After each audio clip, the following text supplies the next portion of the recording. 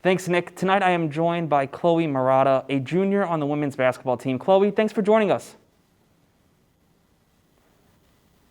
First off, how are you doing, and how's the team been responding to all of these different scheduling challenges lately?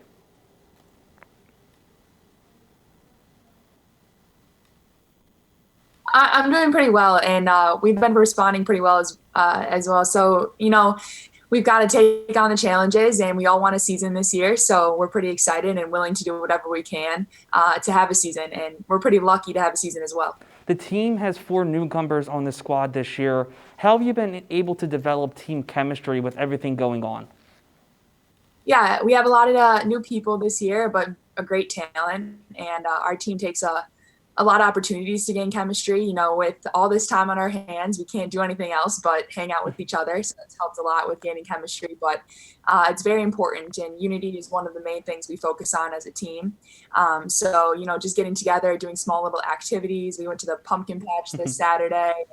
We'll watch movies and do a lot of stuff with the team. So that's very important. Yeah, it was certainly fun seeing you guys at pumpkin picking with the entire coaching staff this past Saturday on Twitter. The team made a deep run last year, maybe a bit of a welcome surprise to everyone, but ultimately came up short in the Big East title game. How do you feel like the team has extra motivation to get back to that final game this year? Yeah, definitely. I mean, watching that confetti go up and have it not be for us is something that really, really hurts. And so I think the team is ready to come back this year. We've been practicing very hard. We have a chip on our shoulder, and we're going to come in with the same type of mentality as we did last year and look to pull it out this year. There's a familiar foe returning to the conference this season, the powerhouse that is UConn. How do you think the conference will adapt to the Huskies this season? Yeah, I mean, UConn brings a large of talent to our conference this year, and so we're really excited to have them.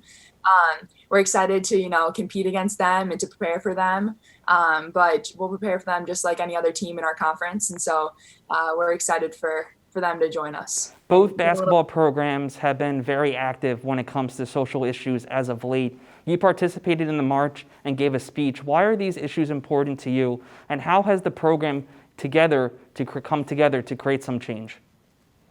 Yeah, these topics are very important to talk about. And our team and being athletes is a huge thing, and we got to use our platform to talk about it. The march was just one step into making a change in this world, and so it was very cool to see over 300 athletes join us and walk over to the Valley Fields.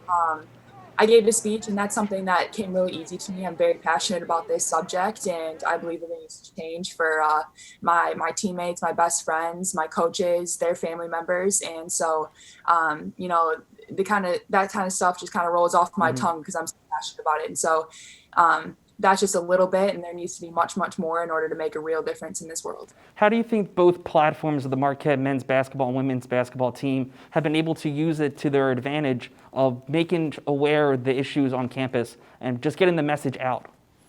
Yeah, I think we've done a great job. We've used social media a lot.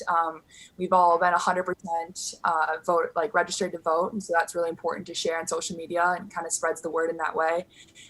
We've rallied marches, and we've come together and had conversations with Marquette police and Milwaukee police, and we've all promoted that on social media for more people to see. I think that a lot of athletes and other universities are using Marquette as a kind of a baseline and becoming motivated off of us. And so I think it's really important to kind of promote what we're doing on social media. Yeah. There's 43 days until the official start date of college basketball, November 25th. What is the environment and what's the mood inside the locker room right now, knowing that your season is just around the corner? Yeah, we're so excited. I mean, we've been waiting months and months for this moment to happen. We had some time that we didn't have basketball, and so we're not taking any minute for granted. We know how it feels like to not practice, to not be with each other, and to not play games. And so this is a time where you give it everything you have on the floor. And we have that type of mentality. Like I said before, we have a chip on our shoulder to come back and be even better than we were last year. New team and new start, and so we're really excited. There's been a little bit of a coaching change over the offseason, especially the assistant coaches with the additions of Tony Green and Natora Coleman. What has it been like working with Coach Green and Coach Coleman as you guys get back into practice here at the Al McGuire Center? Yeah, they're both a great addition to our program. They have a winner's mentality and they love to work hard and get us ready to go. And so, they're very energetic in practice, and that helps us all a ton. And I'm excited to have them on the staff this year. I spoke to Coach Duffy a couple weeks ago about what it was like having everybody return to campus, and she said it felt like Christmas Day. Was that the same feeling for you guys? Because for the first time in so many months, you guys were all in the same location instead of having a Zoom call. Yeah, it did feel like Christmas Day for sure.